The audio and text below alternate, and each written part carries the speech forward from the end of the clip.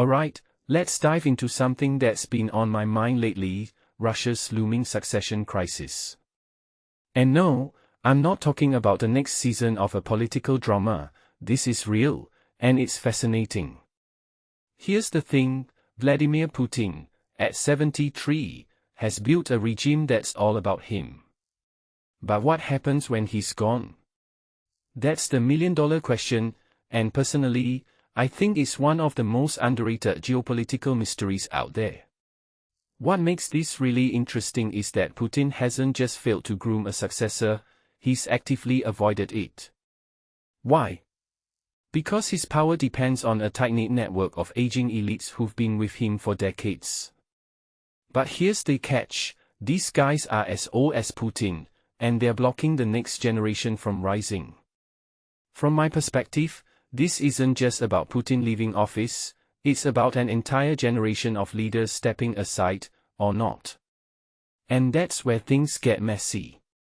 One thing that immediately stands out is how Putin's system has created a bottleneck.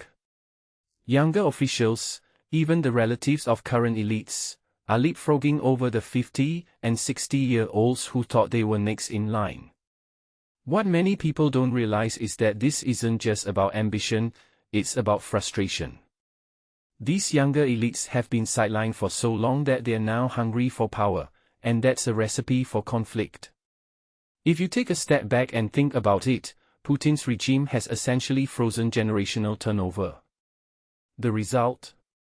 A system where the old guard clings to power while the young and restless wait impatiently in the wings.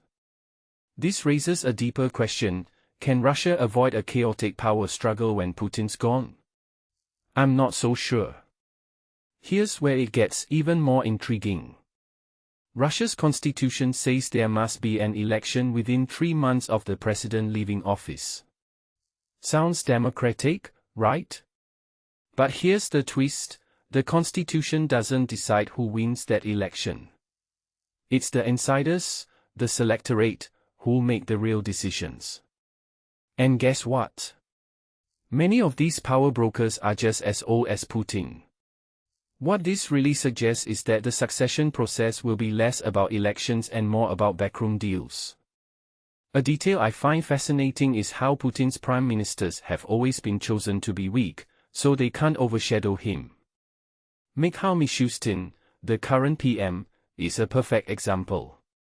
He's got no real power base, which means if he becomes acting president, he'll struggle to win an election.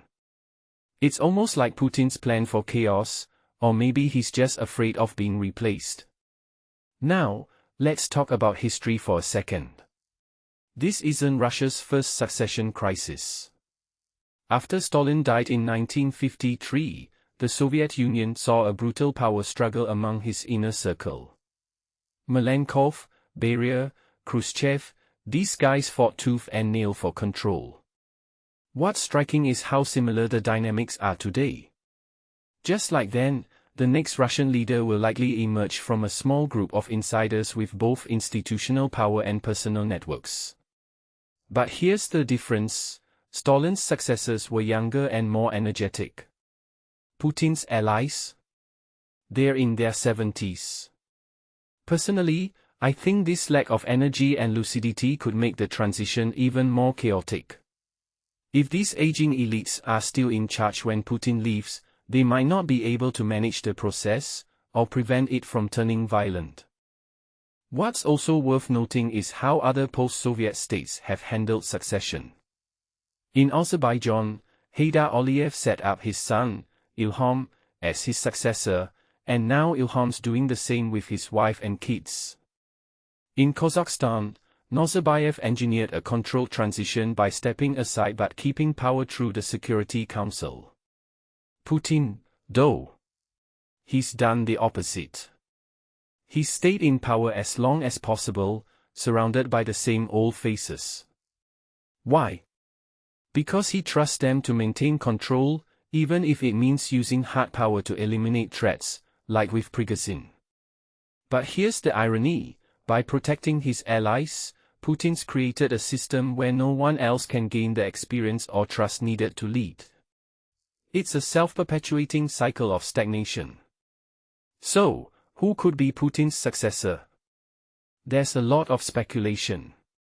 Some say Alexei Dyumin, the 53-year-old State Council secretary and former Putin bodyguard, could be a contender. Others mention Vyacheslav Volodin, the parliament speaker, or Sergei Kirienko, one of Putin's advisors. But here's the thing, these are all insiders, and they're still relatively old. The younger generation, the ones in their 30s and 40s, are being pushed into positions without the experience to lead. This creates friction, and it's not just about politics, it's about family. The children of current elites are being fast-tracked into power, bypassing an entire generation. This isn't just unsustainable, it's dangerous. Every year Putin stays in power, the chances of intergenerational conflict increase. If you ask me, the real issue here is how Russia handles generational turnover. In a healthy system, rising elites are gradually integrated into power, gaining experience